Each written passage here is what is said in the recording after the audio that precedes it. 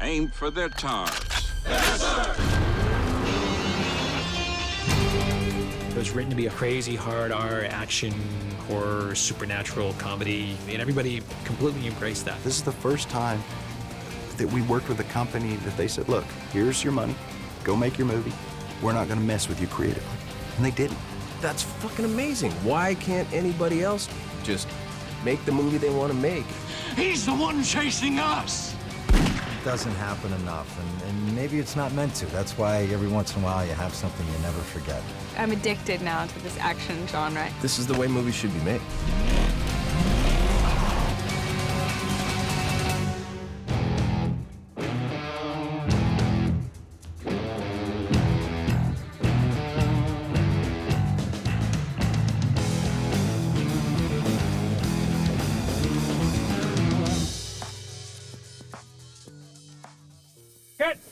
The idea came to Todd Farmer and myself as we were just finishing up My Bloody Valentine. The movie was just coming out, and we were talking about what we wanted to do next. And then we wanted to do another 3D project, but not a straight horror movie. We wanted to do something different. Patrick wanted to do a throwback to a time when the hero wasn't exactly squeaky clean. I ain't never telling you where they taking him. I know.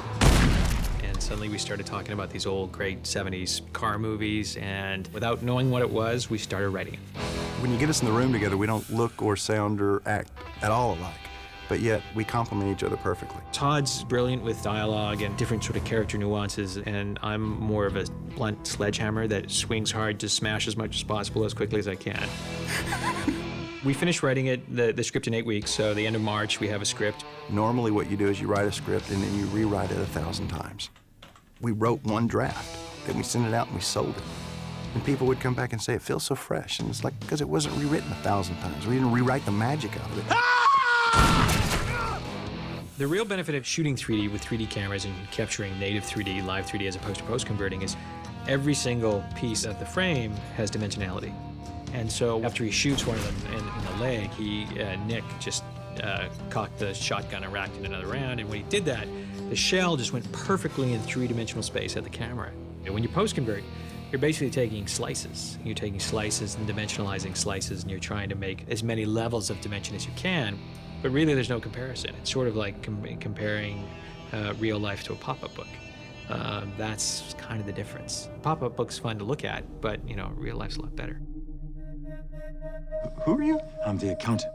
When the accountant kills Frank, that scene was originally Frank was going to be out in the front steps, and the accountant was going to bend down and pull his spinal cord out through his back. And then Todd and I were talking about, well, it's a 3D movie. We should do something more 3D. And then we came up with the whole bat thing. I probably practiced for 6 months doing this little flip with the bat.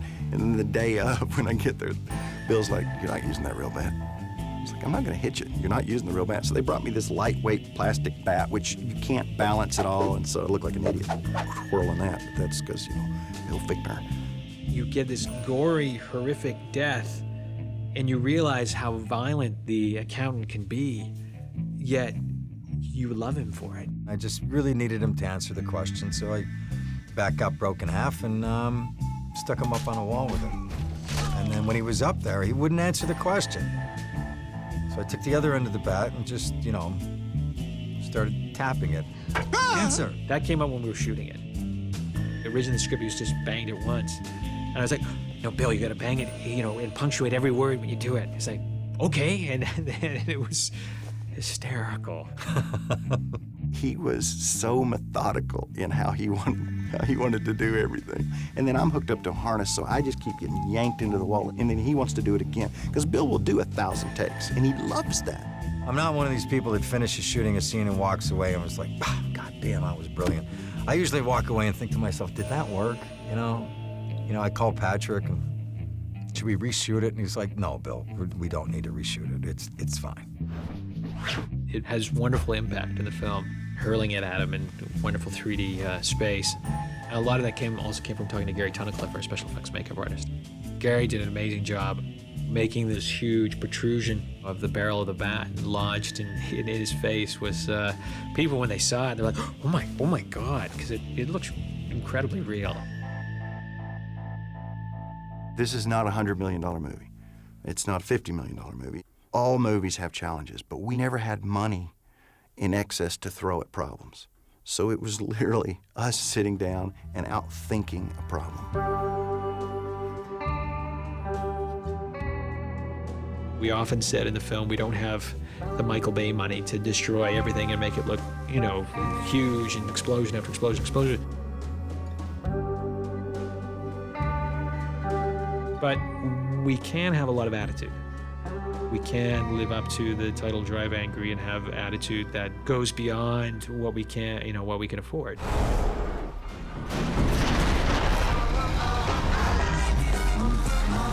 Patrick came up with the action that we have now.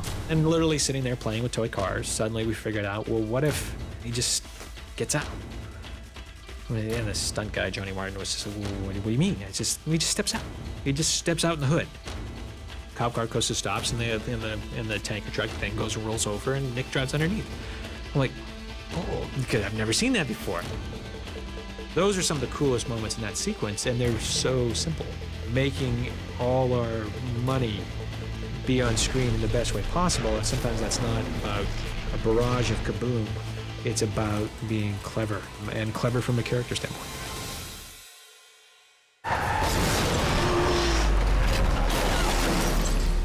We actually threw a car over a bridge.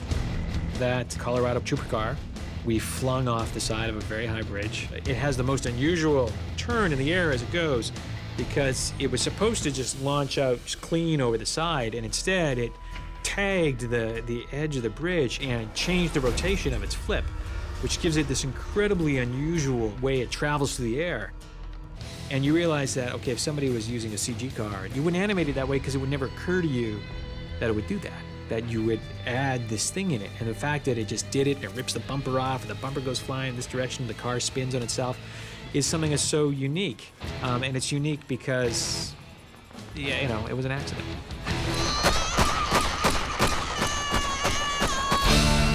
The businesswoman's death was so much fun even to shoot. A lot of people were like, well, how are you gonna do it? You know, what's it gonna be? And so we locked off the camera. It's the simplest gag in the world. You have her there firing the gun, you pull her out, and the cameras stay locked down, and you just put in the dummy in the exact same position, and the car comes through and hits it. And when it happens, it's like scoring a touchdown. And then Gary dressed the front of the Lincoln afterwards, he covered in blood and clothes and hair, and it was just sort of awful and wonderful all at the same time. Bull by the balls. Is there a better name for a bar? The first artwork our production designer, Nathan Amundsen, did in the film was the sign for Bull by the Balls. I remember Todd showing up and seeing that artwork and seeing the sign and going, oh my God, I just sort of wrote that down as a joke, and we all just embraced it. Usually I do hundreds of sketches for something, or have the graphics guy do sketches, but that was like, this one looks like a fun one to do, so just do a quick little sketch, and I showed it to Patrick, and he was like, that's it, it's perfect, don't change a thing. His vision had such a sense of humor to it, which is what's so vital to the film, because we wanted the film to have a sense of humor. There's even this, it was at the editing room, it's supposed to come home with me now. It's a sculpture that Nathan made of the girl riding the ball, and she's got the bull's balls stretched up behind her shoulders, and he's got that goofy look on his face. Bull by the Balls became this huge thing. I mean, it was just the name of a bar. Nathan Amundsen brought a tremendous vision, to the movie that we wanted to make. He immediately got the genre and the sort of back road, side road view of America we wanted to tell, and did a lot of pre-location scouting. This place was this sort of decrepit old 1950s, sort of mid-century modern motel, and it had everything we needed. It had the most beautiful little hotel rooms, it had the sort of honky-tonk bar, it had all those things. The location was one of my favorites. We started, renovating it because it was in absolute shambles. We had to repaint the exterior. The back sort of pool area was overgrown. It looked like some primordial ooze in there, so had to clear out all that, change the plumbing. We had to renovate all the motel rooms. It worked out wonderfully, and especially to have all those different locations all at one place was very lucky, and we had very little time to pull off a lot of this stuff, so that was very helpful. Nathan's one of the Beatles now, because we've always thought that we wanted to do what Eastwood has done, where he sort of collects this group of people that he always works with, and that these are the guys for the rest of their lives, they all make movies together. And so Nathan is, we've always thought of it as the Beatles, and Nathan is one of us.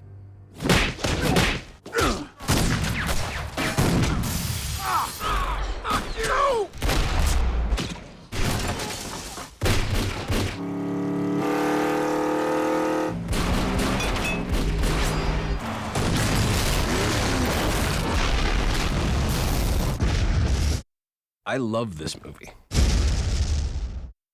Nick loved the fact that the character got shot in the eye halfway through the movie, and then kept going, and loved that supernatural aspect. Nick always described the character as the Terminator via Edgar Allan Poe. I was talking to Nick about it, and I said, you know, after you shoot your initial round, sit in the pew. Just drop into the pew as if your brain is reforming in your head. And he loved that, because suddenly it was just this moment, and if we push in, there's this, you know, Nathan Amundsen put this incredible photograph of an actor portraying Jesus in the background that is so disturbing. And as we're pushing in on this guy who's just resurrected, I mean, the imagery is sort of staggering and probably mildly blasphemous. This character comes back to life with an absolute vengeful goal, but a pure goal. Nick Cage is so amazing. You work with him and you see why he is the king of this genre. Billy and Nick were very similar in that they were very dialed in very quickly, and had set out what they had in mind, and then we would, you know, sort of make tiny adjustments as we went. Look around you.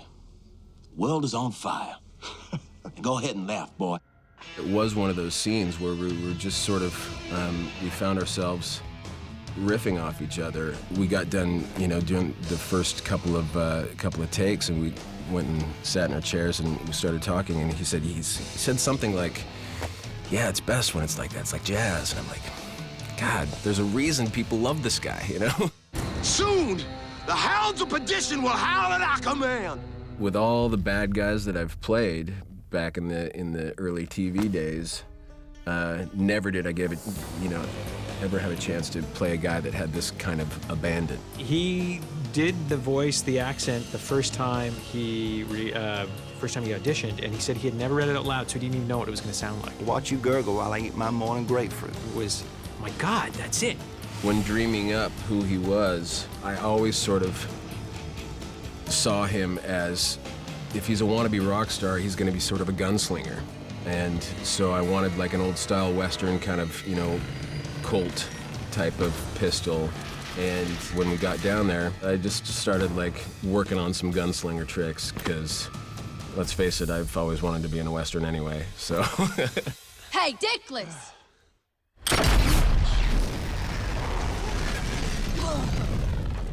Amber has a lot of Piper in her. Amber is a total badass. Amber is tough as nails. Amber can shoot any gun you throw at her, can drive a car at 1,000,000 miles an hour and scare the shit out of you.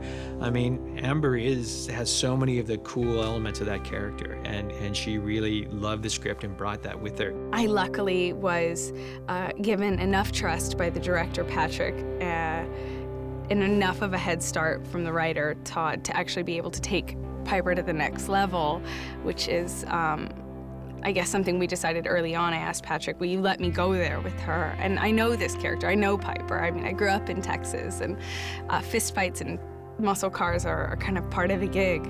So I guess from the time I could drive, I've owned a classic car. So I'm a hot rod type of chick. There's no reference point for a character like the accountant. You know, how long ago was he here? When's the last time he saw a woman? Does he like coming back? Is it cool to be back home again? You know, I mean, it's like you can make choices like that throughout the whole experience of working on the film. He walks up and there's a waitress throwing something out who's got this pretty little pink thing on, and I said to Patrick, when's the last time the accountant saw a woman, you know, or, you know, her perfume or something? And so you have that element that, you know, you can make that choice or not, but the character is just wide open. You, fat fuck. What'd you call me? Dead fat. Fuck. What? That kind of happened in the moment right there. I had one word left in a sentence, and it was fuck, and there she was, and it just seemed appropriate to make it about something else. To me, Bill had all the understanding of the character when he and I first sat down and talked about it. He understood that there was a uniqueness in cadence, a uniqueness in delivery, a uniqueness in somebody who has maybe been detached out of time at different points and resurfaced in the world, and who genuinely likes his job. It's funny that every time we screened the film for audiences, one of their favorite scenes is anytime anybody beats up Todd. Which, I don't know how to take that, but it means, you know, that the character works. You know, he's the character you love to hate. Why does everyone keep hurting me? Frank is what Piper was raised to believe she deserved. He was maybe the quarterback of the football team and then just never did anything past high school. Like, you know, he's that guy, and I think he roots Piper into that. When we cast him in Valentine as Frank the trucker, and this one we always call him Frank the fucker. We thought, well, wouldn't it be funny if it's the same character, if it's the guy from Valentine, and he's still a dick, and he's naked. Yeah, Todd Farmer, we've decided in every movie we do, he'll be naked and killed. We're gonna do the sequel to Gandhi next, and Todd Farmer will be naked and killed in that by Gandhi. He puts himself in his movies, which is so cute. These kind of movies need TNA, and I'm here to put my ass on the line. In the scene, he covers himself with a sheet when I take this girl, Mona, outside. And I told Todd, you know what, drop the sheet, wouldn't that be funny? And I didn't know Todd that well, but if I had, I would have known that Todd would do it, and he did. And then Patrick told me later that he cut it into the movie. It's no longer there, but it was for a time, which made me very nervous. Is the dick gonna be on the DVD? What are you shrugging for?